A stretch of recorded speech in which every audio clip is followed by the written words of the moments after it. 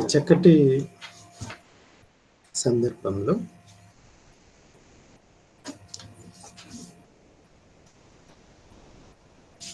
Teacher orientation క్లాస్‌లో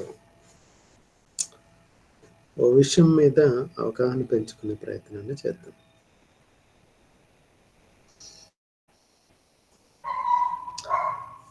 సర్వసాధారణంగా కుటుంబ వ్యవస్థలో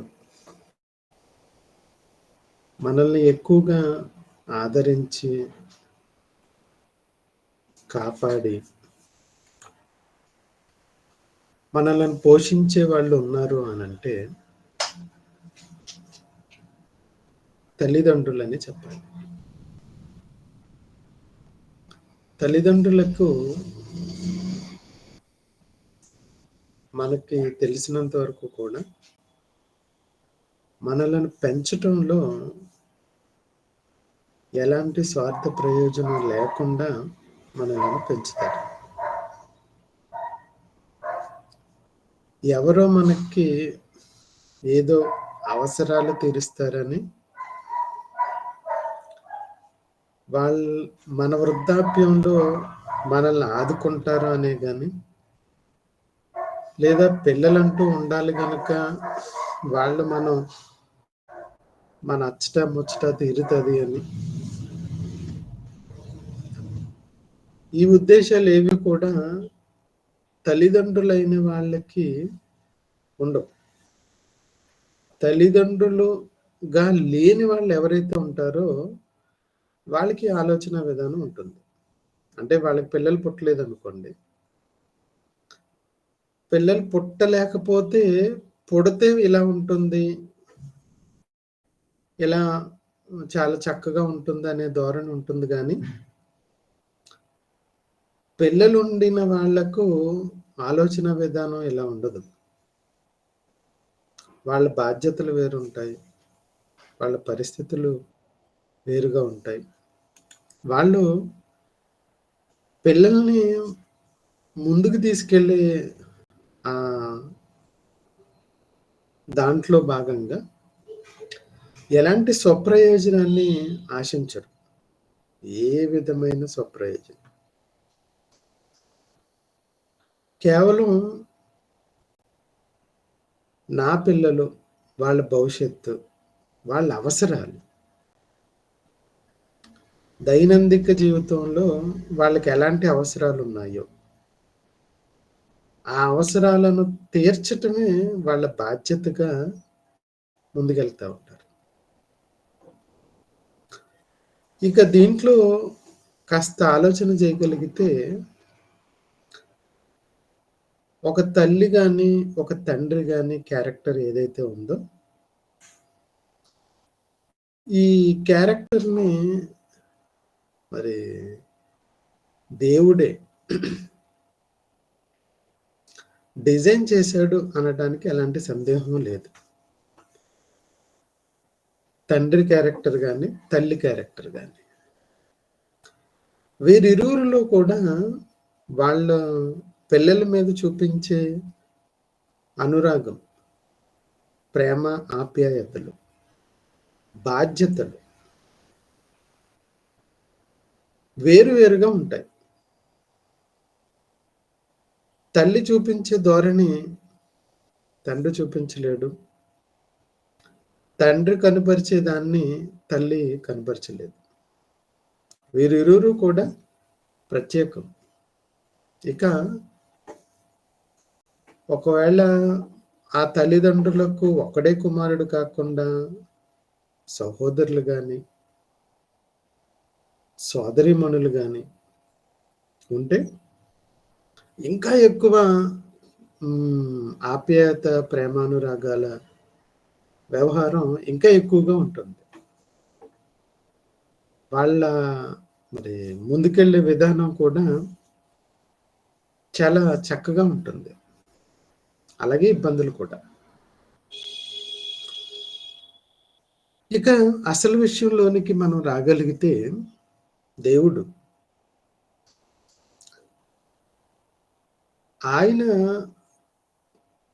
తన పిల్లలైన వాళ్ళని ఆయా కాలాలలో తాను తండ్రిగా, తన వాళ్ళు పిల్లలుగా, తనకున్న వాళ్ళను పిల్లలుగా ఆ చూపించిన విధానం, వాళ్ళతో మెలిగిన విధానాన్ని మనం ఒకసారి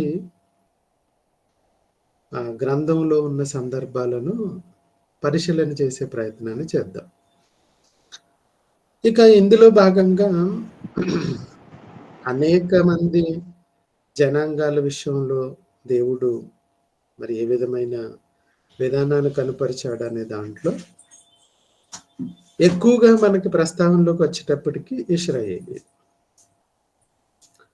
దేవుడు ఇశ్రాయేలీలను ఎలా చూసుకున్నాడు అనే విషయాన్ని ఒకసారి ఎక్కువగా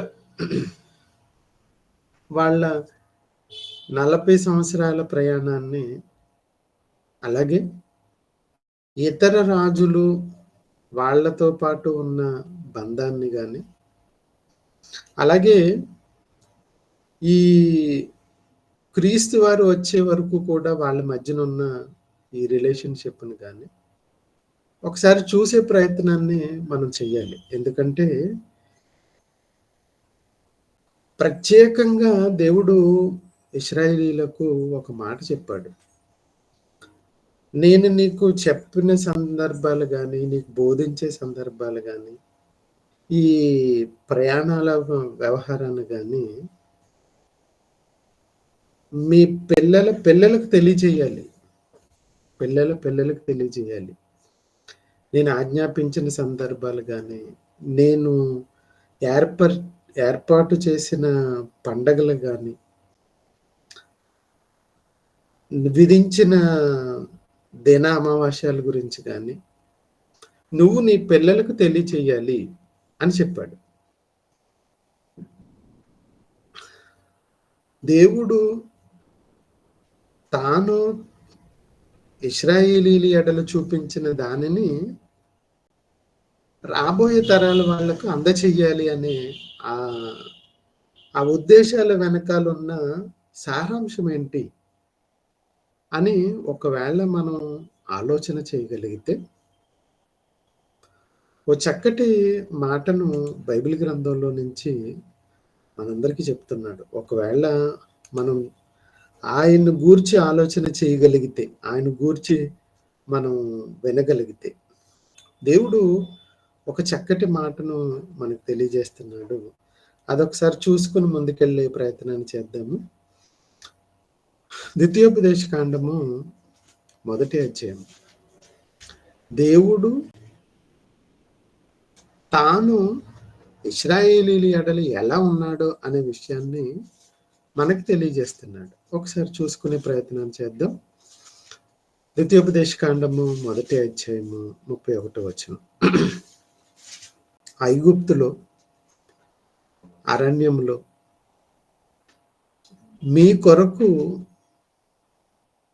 చేసినటువంటి, మీ పక్షాన్నే ఉండి చేసినటువంటి యుద్ధాలే కానివ్వండి, మీ పక్షాన నేను ఉండి నడిచిన విధానమే కానివ్వండి, ఒకసారి జ్ఞాపకం చేసుకోండి అని చెప్తూ, మార్గం అంతటిలోనూ చూడండి, తాను దేవుడు తనని ఎలా పరిచయం చేసుకుంటున్నాడో చూడండి. ఇశ్రాయేలీయులకు నిజంగా ఈ మాటను మనం గుర్తుపట్టుకోగలిగి దాన్ని కాస్త మదించగలిగితే, అంటే దాన్ని పరిశోధన చేయగలిగితే, ఒక చక్కటి మాటను తెలియజేస్తున్నాడు.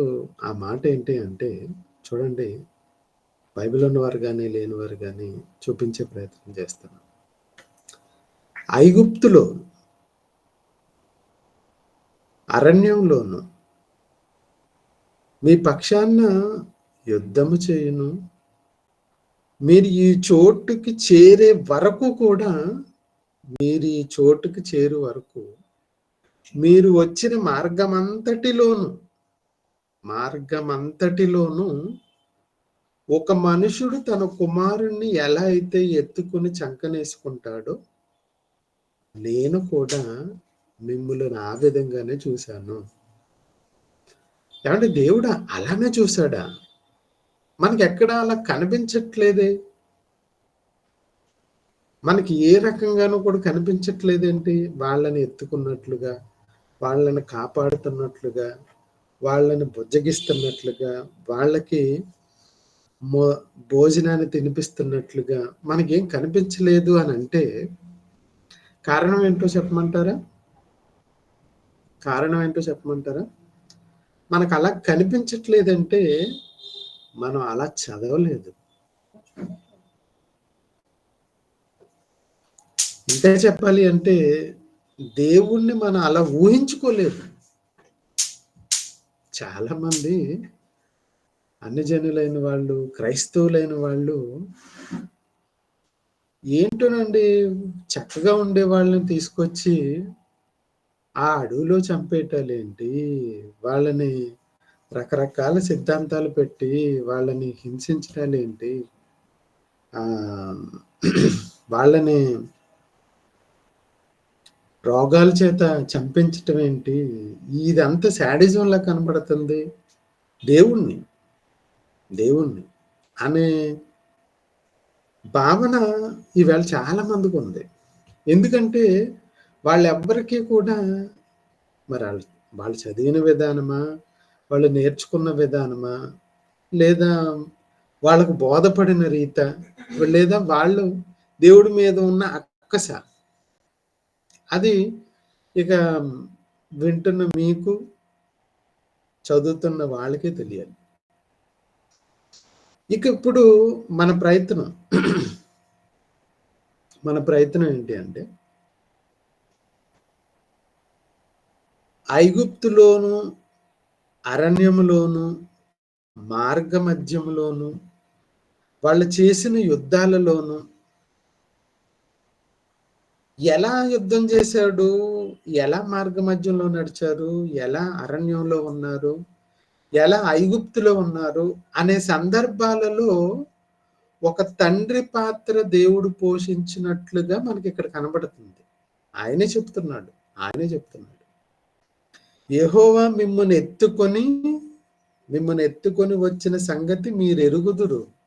అంటే దేవుడు ఒక కుమారుణ్ణి ఎత్తుకొని తీసుకొచ్చినట్లుగా నేను తీసుకొచ్చాను. దీనికి మీరే సాక్షులు.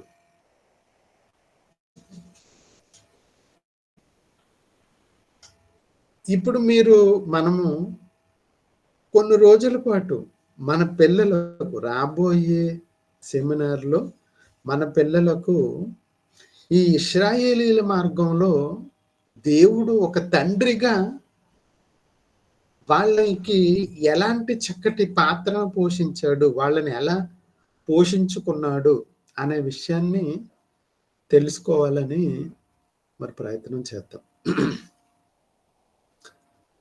కనుక టీచర్స్ అయిన వాళ్ళు, కాస్త అవగాహన ఉన్నవాళ్ళు, నేను అనుకోవటం ఒకవేళ ఈ వచనాలు నేను ఇప్పుడే చదివాను, ఇప్పుడే మీకు పరిచయం చేస్తున్నాను అని కాదు, కానీ ఒకవేళ మీరు ఇప్పటి వరకు బైబిల్ని ఇలా పరిశోధన చేసి ఉంటే, లేదండి ఈ వచనాలు ఇంతకు ముందు మేము చదివాము, మాకు ఆయన ఇశ్రాయేలీలకు తండ్రిగా, ఇశ్రాయేలీలు కుమారులుగా ఆయన వాళ్ళని ఎత్తుకుని తీసుకొచ్చిన విధానం మాకు తెలుసు అనుకునే వాళ్ళు ఎవరైనా టీచర్స్గా ఉన్నవాళ్ళు,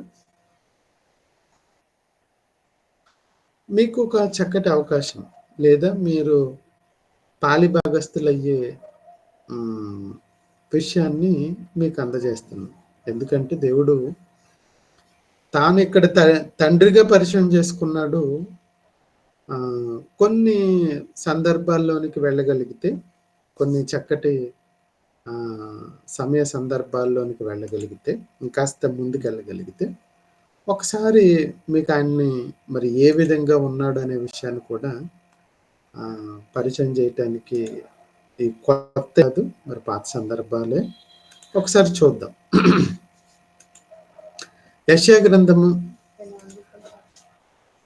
గ్రంథము చివరి అధ్యాయంలోనికి మనం రాగలిగితే అక్కడ ఒక మాట అంటున్నాడు. ఇక్కడ తండ్రిగా మిమ్మల్ని నేను ఎత్తుకొని వచ్చాను. ఎందుకంటే తల్లి కాసేపు ఎత్తుకుంటది. తండ్రి అయితే ఇక వాళ్ళు మరి పూర్వం రోజుల్లో ఉండేవారు. ఇలా మరి ఈవేళ రోజుల్లో కాస్త తండ్రుల పాత్ర పోషించట్లేదు అనటానికి ఎన్నో ఉదాహరణలు లేకపోలేదు.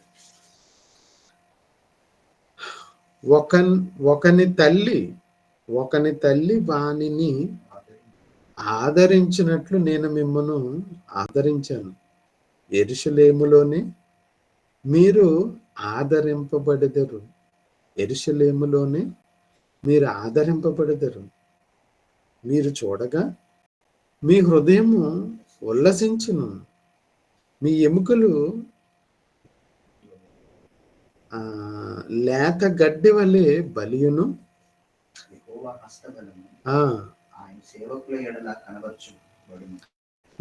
ఆయన తన శత్రువుల ఎడల కోపము చూపును. దేవుడు అక్కడున్న ఇశ్రాయేలీలకు ఎలా పరిచయం అవ్వాలని చూస్తున్నాడు అంటే ఒక తండ్రిలాగా, ఒక తల్లిలాగా. ఒకవేళ కాస్త ఆలోచన చేయండి, నిజంగా దేవుడు చెప్తున్నట్లుగా మన తల్లిదండ్రులు ఉన్నారా లేదా అని ఒకసారి మనం వెరిఫై చేయించుకోవాలి. అలా తల్లిదండ్రులు ఉంటే దేవునికి ప్రతిరూపాలు. దేవుడు వాళ్ళల్లో ఇది కనిపరుచుకోవాలని తల్లిదండ్రులను నిర్మించాడు.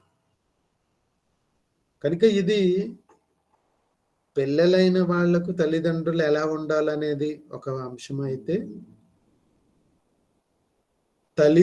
పిల్లల ఎడల తల్లిదండ్రులుగా ఉండవలసిన వారికి కూడా ఇదొక కొన్ని నిర్దేశకాలుగా మనం చూసుకోవచ్చు పిల్లలు. కానీ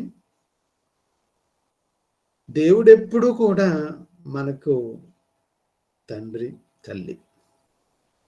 ఎందుకు అంటే ఆయన స్థానంలోకి తన పిల్లలు వెళ్ళాలన్న కోరిక ఆయనకు ఉంటుంది. కానీ అది ఎప్పటికీ సాధ్యం కానిది. ఆయన ఎప్పటికీ ఎన్ని తరాలకైనా, ఎంతమందికైనా ఆయన మనకు తండ్రి. మనం ఆయనకు పిల్లలమే. ఎందుకు అనంటే ఆయన కలుగు చేసిన ఈ భూమిలోనే ఎన్ని యాత్రలైనా, ఎన్ని ప్రయాణాలైనా, ఎన్ని రుచులైనా, ఎన్ని ఆహార పదార్థాలైనా ఆయన కలుగు చేసిన దాంట్లోనే మనం తీసుకోగలమే తప్ప మనముగా కొత్త దాన్ని ఏది కూడా మనం చేయలేమండి. మన పిల్లలకు ఆయనే తండ్రి, ఆయనే. ఒక విషయాన్ని మీకు గుర్తు చేస్తాను. అది ఎంత విచిత్రంగా ఉంటుందంటే, ఇక రాబోయే సిరీస్ అన్నిటిలోనూ కూడా ఇశ్రాయేలీల ఎడల ఆయన తండ్రిగా, తల్లిగా ఎలా పోషించాడు అనే విషయం మీరు కూడా ఒకవేళ మేము కూడా గుర్తించామండి. ఈ సందర్భంలో ఆయన తండ్రిగా ఉన్నాడు, ఇశ్రాయేలీలు పిల్లలుగా ఉన్నారు అని మీకు అనిపిస్తే మీకు కూడా ఆహ్వానం పలుకుతున్నాం. మీరు కూడా అట్టి సందర్భాలలో గుర్తుపట్టగలిగి మనతో పాటు ఆ అంశాలను పొందుపరచగలిగితే, నాతో ఇప్పుడు నేను ఒక్కడనే కాదు కదా బైబిల్ చదివేది, మీరు కూడా ఉన్నారు కాబట్టి, మీరు కూడా టీచర్సే కాబట్టి ఆ విషయాల్లో మీకు కూడా ఒక చక్కటి అవకాశాన్ని ఇస్తున్నాం. మీరు కూడా ఇశ్రాయేలీల ఎడల వారి అరణ్యంలో ఉన్నప్పుడు కానివ్వండి, ఐగుప్తులో ఉన్నప్పుడు కానివ్వండి, మార్గంలో ఉన్నప్పుడు కానివ్వండి, అలాగే మార్గానికి వచ్చిన తర్వాత కూడా ఇప్పుడు ఈ సందర్భాలు చూడగలిగితే ఇది యెషయా గ్రంథం. ఇక వాళ్ళు ఈ రాజుల కాలాన్ని పూర్తి చేసుకుని బానిసర్గపు చెరలోనికి మళ్ళీ వెళ్ళిపోవటానికి సిద్ధమవుతున్న సమయ సందర్భాలలోని అంశాలు ఇవి. కనుక ఈ త్రూఅవుట్ వాళ్ళ లైఫ్ మొత్తంలోనూ ఆయన తండ్రిగా, తల్లిగా ఎలాంటి పాత్రను పోషించి వాళ్ళని సంరక్షించాడనే విషయాలను ఎన్నో ఉంటాయి. వాటిని గుర్తించి మనం మన పిల్లలకి తెలియజేస్తే ప్రియులారా, వాళ్ళెప్పటికీ కూడా వాళ్ళెప్పటికీ కూడా ఆయనని తండ్రిగానే స్వీకరిస్తారే తప్ప, ఇంకెవరిని కూడా తండ్రిగా శారీరక తల్లిదండ్రులు చాలా చిన్నపాటి వారు. దాన్ని మనం ఒప్పుకోవాలి. వాళ్ళు ఒప్పుకుంటారు. దేవుని ఎడల ఎంత గౌరవం పెంచే వాళ్ళుగా ఉంటాము అనే విషయాన్ని మనం ముందుగా గుర్తించాలి. ఆ తర్వాత మన పిల్లలకు మనం తెలియజేయాలి. అలా తెలియచేయకపోతే నిజంగా మనం తప్పు చేసిన వాళ్ళుగానే, మనల్ని మనం మోసం చేసినట్లుగానే ఉండిపోతాం. కనుక ఈ విషయంలో న్యాయం చేయాలి అనంటే, దేవుడు ఇశ్రాయేలీయుల ఎడల ఎలా తండ్రిగా, తల్లిగా పోషించాడో ఆ పాత్రలను వాళ్ళకి తెలియచేయాలి. ఇక ఒక ఒక మచ్చుకు ఒక సందర్భాన్ని గుర్తు చేసి, మరి నెక్స్ట్ వీక్ నుంచి ఒక చక్కటమైన క్రమంలో ఇశ్రాయేలీయులకు తండ్రిగా ఎలా ఉన్నాడు, తల్లిగా ఎలా ఉన్నాడు అనే విషయాన్ని కొన్ని సందర్భాలను, నా ద్వారా కొన్ని సందర్భాలు, మరి టీచర్స్‌గా మీరు కూడా ఏమన్నా సందర్భాలను వెలికి తీయగలిగితే వాటిని కూడా మరి ముందుకు తీసుకెళ్ళే ప్రయత్నం చేద్దాం. ఇక ఒక చక్కటి సందర్భాన్ని మీ అందరికీ గుర్తు చేయడానికి ఇష్టపడుతున్నాను. ఇశ్రాయేలీయులు వాళ్ళు ప్రయాణమయ్యారు. వాళ్ళు ప్రయాణమైన కొన్ని నెలలు, కొన్ని నెలలే, కేవలం కొన్ని నెలలే. సీను అరణ్యం నుంచి ప్రయాణమై రెఫదీములో దిగారు. తాగటానికి నీళ్లు లేవట. వాళ్ళ ఇక చూడండి, పైన 16 అధ్యాయంకి వచ్చేటప్పటికి అక్కడ ఆహారం లేదని, 17 అధ్యాయంకి వచ్చేటప్పటికి నీళ్లు లేవని. పైన ఆహారం లేదంటారు, కిందకు వచ్చేటప్పటికి నీళ్లు లేవంటారు. విచిత్రమైన సందర్భం ఏమిటో చెప్పమంటారా? వీళ్ళు అమ్మ ఆకలేస్తుంది అని అనగానే ఒక తల్లి, పద నాయన కూర్చో, కాళ్ళు కడుక్కొని కూర్చో, నీకు ఆహారాన్ని పెడతాను అనే విధంగా ఆయన ఎంత సమకూర్చి పెట్టాడో ఒకసారి మనం చూడగలిగితే అర్థమవుతుందండి. 16 అధ్యాయంకి వచ్చేటప్పటికి వాళ్లకు ప్రయాణమై బయలుదేరిన, ఐగుప్తు నుండి బయలుదేరిన తర్వాత ఎలీములో ప్రయాణం స్టార్ట్ చేస్తారు. అక్కడి నుంచి బయలుదేరి సీను అరణ్యానికి చేరుకుంటారు. ఇలా చేరుకునే సమయానికి ఎంత కాలం అవుదో, 2 నెలల 14 దినాలు అవుతుంది అంతే. 2 months 14 days. అంటే రఫ్గా చెప్పుకోవాలంటే 75 days 74 days అంతే. అప్పటికి మేబీ వాళ్ళ దగ్గర తెచ్చుకున్న అయిపోయినట్టున్నాయి, లేదా ఇంకా వేరే ఆప్షన్స్ ఏమి లేనట్టున్నాయి. మేము మాంసం వండుకొని కొండల దగ్గరే కూర్చొని, కొండల దగ్గరే, టేబుల్ లేదనుకుంటా, నో టేబుల్ మీల్స్. చాలా మందికి తినే దగ్గర ఆత్రం చాలా ఎక్కువ ఉంటుందండి. ఇదిగో మన పూర్వీకుల్లాగానే నిలబడలేరు, తినాలి తినాలి తినాలి. అలా అని ఏమైనా తింటారా, కంచాలు లాగిస్తారంటే ఏం ఉండదు. చిన్న పిట్ట మేతలాగా చిన్నదానికి ఆత్రం ఆత్రం ఆత్రం ఆత్రం ఓ పడిపోతా ఉంటారు. గట్టిగా 4 రోజులు భోజనం చేయలేకపోతే ఉండలేరు. అది మన పరిస్థితి. ఎలా ఉండాలండి? అది ఉండదు మనకి. సెమినార్కి వెళ్ళాలి, వారం రోజులు ఫుడ్ లేకపోయినా పర్లేదు, ఏం పెట్టకపోయినా పర్వాలేదండి, మేము ఉండగలుగుతాం అనేటట్టు ఉండాలి. వీళ్ళు చూడండి 2 నెలల 14 రోజులైంది, 15 రోజుకి వచ్చేటప్పటికి నాన్ వెజ్ దొరకలేదు. కొండల దగ్గరే అంటున్నాడు చూడండి, కొండల దగ్గర కూర్చొని. అంటే దేవుడు దీన్ని చూసాడా అంటే వాళ్ళే చెప్పేస్తున్నారు. దేవుడు చూడటం కాదు, ఈ విషయాన్ని బయట పెట్టడం కాదు, వాళ్ళే. మాకు టేబుల్ మీల్స్ కాదు, మాదంతా కూడా రఫ్, మాదంతా మోటు విధానం. ఎంత మోటోళ్ళు అంటే వండుకోవాలి, దించాలి, తినాలి. కొండల దగ్గర చూడండి, ఆ మాట మీరు స్పష్టంగా ఉంది అక్కడ. మాంసము వండుకొను కొండల యొద్ద, కొండల యొద్ద మాంసం వండుకునే కొండల దగ్గరే కూర్చుని తృప్తిగా ఆహారం తిన్నప్పుడు చచ్చిపోలేదు. చూసారా? కొండల దగ్గర వండుకొని తిని చచ్చిపోవాలి. అది మా కోరిక. చాలా మందికి ఇదే ఉంటదండి.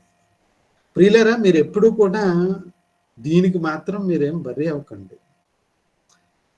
ఈ కొండల దగ్గర కూర్చుని తినేసే టైప్ అవ్వకండి. వారి అజ్ఞానాన్ని బయట పెట్టాడు.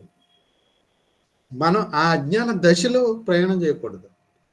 నిలబడగలగాలి. ఏం కాదు, ఏం కాదు, ఏం కాదండి.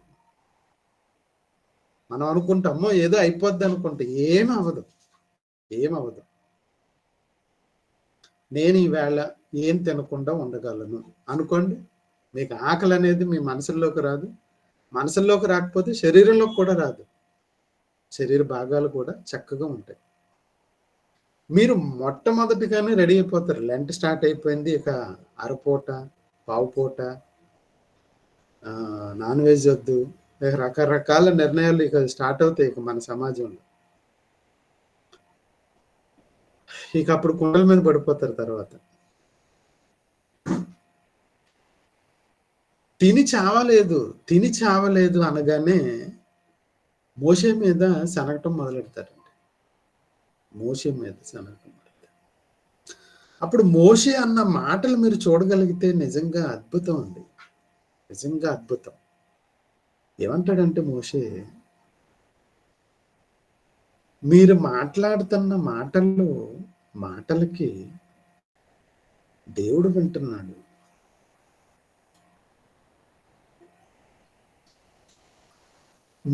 మా మీద ఎందుకర్రా మీరు, మా మీద ఎందుకు ఇదంతా, మా మీద ఎందుకు నెపం పెడుతున్నారు?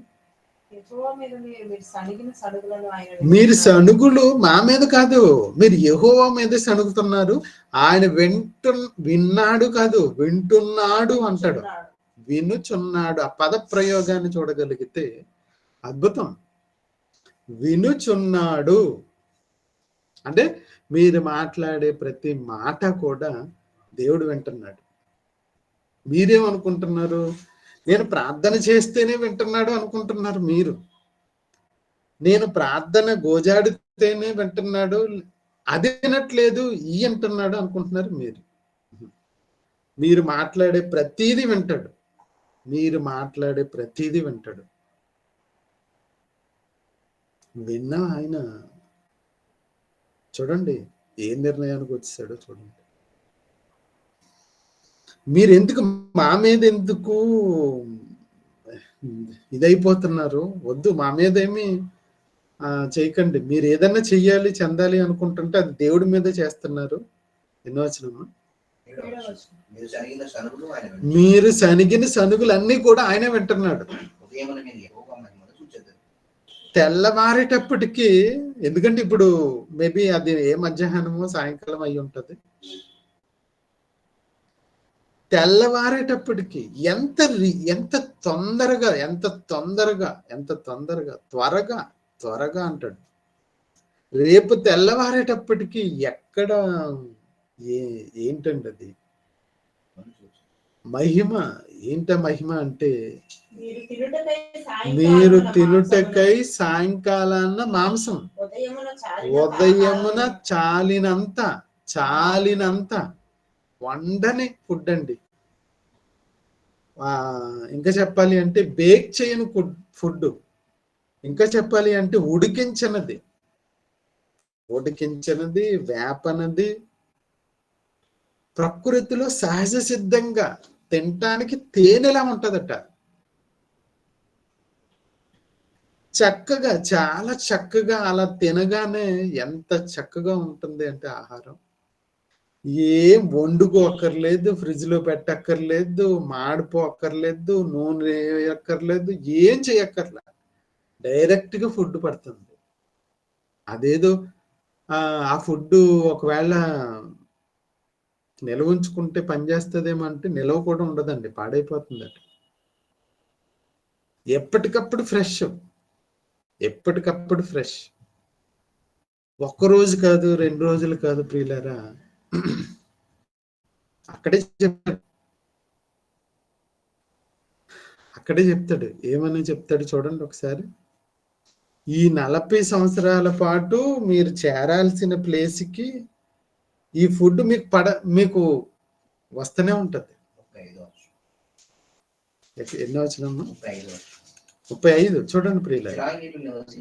16 అధ్యాయము, నిర్గమాకాండము 16 అధ్యాయము 35 వచనం.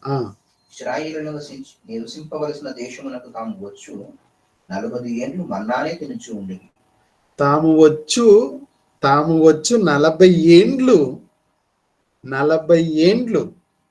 మన్నానే తినుచుండరి. ఏమంటే ఏంటండి ఫుడ్? ఎలాంటి ఫుడ్ అండి ఇది? మనం ఆశ్చర్యపోవాలి కదా, అసలు ఎలాంటి ఫుడ్ దొరుకుతుందంటే ఆశ్చర్యపోవాలి. ఈ వేళ రోజున చిన్న మీటింగ్ పెట్టాలి అంటే 1,000 రూపాయల ఖర్చు. 200-300కి. ఈ లోపల వాడు మూడు బాగోపోతే వాడు నాశనం చేసేస్తాడు అంట. ఎవరో తినలేము.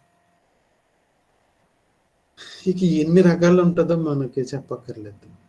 ఆయన ఈ 2 లక్షల కాల్బలము, మేబీ ఇంకొక పిల్లలు, ముసల మొత్తం వీళ్ళందరూ కలిపి ఒక 6-8 లక్షల మంది జనాభాకి సరిపడగా ఆహారం కురవటం, అది అందరూ తినటం తృప్తిగా. సాయంకాలాన్ని పూరేళ్ళు, సాయంకాలం అయ్యేటప్పటికి నాన్ వెజ్, ఉదయాన్నే వెజిటేరియన్. ఎంత హెల్దీ ఫుడ్ అండి! దాంతో పోషించిన ఈయన దేవుడు విన్నాడు. వినగానే రేపటి ఉదయానికే ఫుడ్.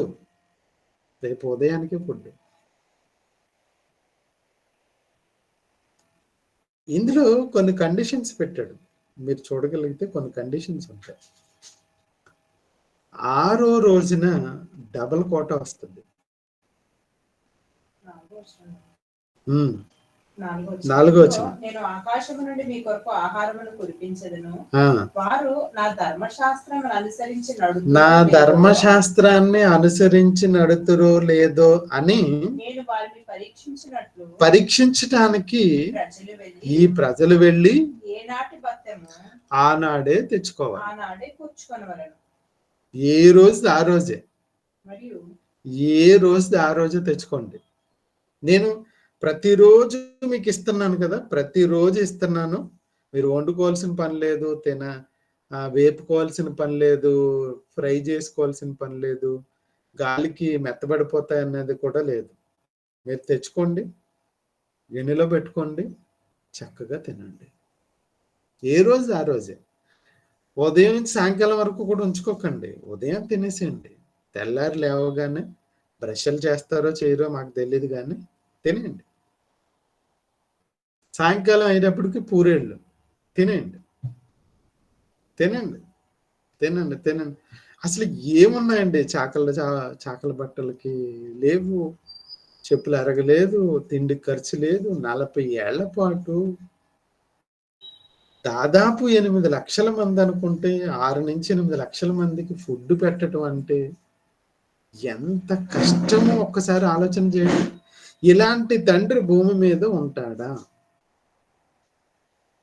2 పిల్లలు కన్నాడో లేదో ప్రపంచంలో ఉన్న వాళ్ళందరికీ చెప్తాడు, 2 కన్నానండి, పెళ్లి చెయ్యాలండి. పెళ్ళిళ్ళకి కష్టమే, తినిపించడానికి కష్టమే, పెంచడానికి కష్టమే. ఇంకెందుకురా నాయన నువ్వు తండ్రి అనిపించుకోవటం? చెప్పు. 6 లక్షల మంది ఒక్కరోజు కూడా ఫుడ్ కోసం వరి అవ్వలేదు. ఒక్కరోజు కూడా. పడతానే ఉంది. ఎంత పడుతుందండి? ఎత్తు కూడా చెప్తాడు. పూరేళ్ళు వచ్చి ఎంత ఎత్తున పడిపోతున్నాయి అన్నది కూడా చెప్తాడు. వాళ్ళ తినగా పళ్ళ సందుల్లో ఉండగానే ఇక ఆ తిండికి అదుపు హద్దు లేకుండా ఉండటంతో అక్కడ కూడా ఈ తిండికే బ్రతుకుతున్నట్లుగా చేస్తారు. ఇక ప్రియులరా, మరి తండ్రి, ఈ తండ్రి మన తండ్రి. ఇలాంటి తండ్రి మీరు ఎక్కడైనా చూసారా? ఇప్పుడు చెప్పండి, ఇశ్రాయేలీలకు ఆయన తండ్రా లేదా ఇంకెవరైనా తండ్రి అవుతాడా?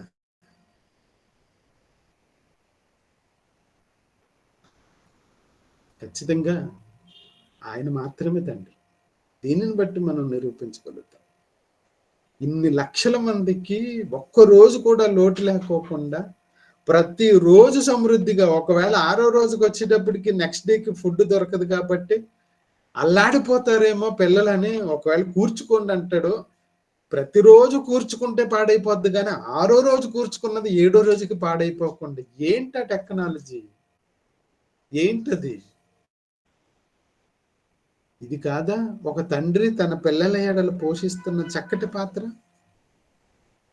దీనిని అధిగమించగలరా ఏ తండ్రి అయినా? ఒక్కసారి ఆలోచన చేయండి. ఇవ్వండి, ఇలాంటి పాఠ్యాంశాలు పిల్లల మధ్యనికి తీసుకెళ్లి బోధించగలిగితే దేవుని పట్ల చాలా గౌరవం పెరుగుతుంది. ఒక తండ్రి అనిపించుకోవాలి అంటే ఇలాంటి లక్షణాలు ఉండాలి అని ఒక తండ్రులకు ఒక చక్కటి మార్గనిర్దేశకంగా ఉంటుంది.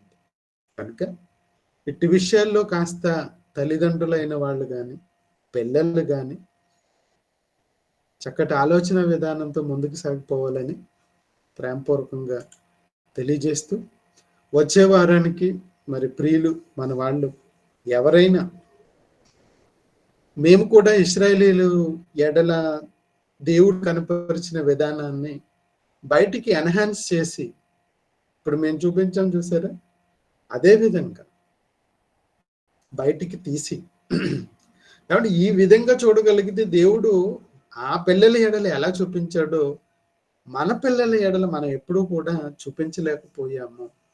దీనికి దేవుడే గొప్పవాడు అని ఆయన గొప్పతనాన్ని మనం గుర్తించగలగటం చేయగలిగితే మంచిది అని, అలా చేసేవారై ఉండాలి అని, ఒకవేళ చేసిన వారు ఉంటే మంగళవారం లోపల మీరు రఫ్గా మరి ప్రిపేర్ అయిన దాన్ని మాకు పంపించగలిగితే మొదట దాన్ని చూసి దాంట్లో ఉన్న లోపాలు కానీ లేదా బాగుంది అనుకుంటే మీకు మరి ఆ విషయాలు పంచుకునే అవకాశాన్ని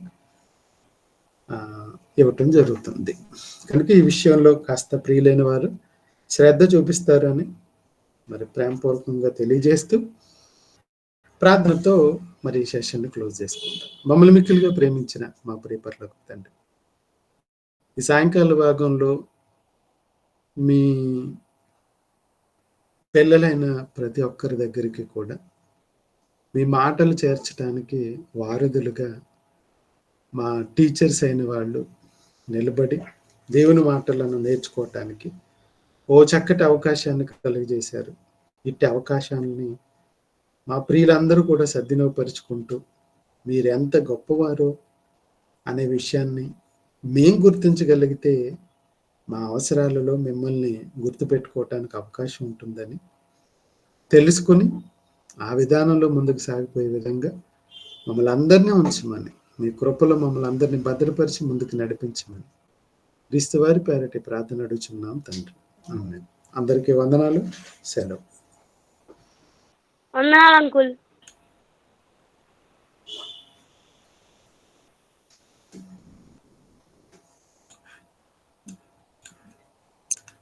వందనాలు పాస్టర్ గారు.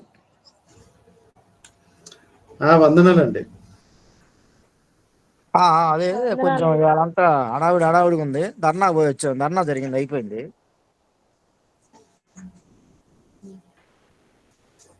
ఒక 10 నిమిషాల్లో మీతో ఫోన్లో మాట్లాడతాను. మంచిదండి.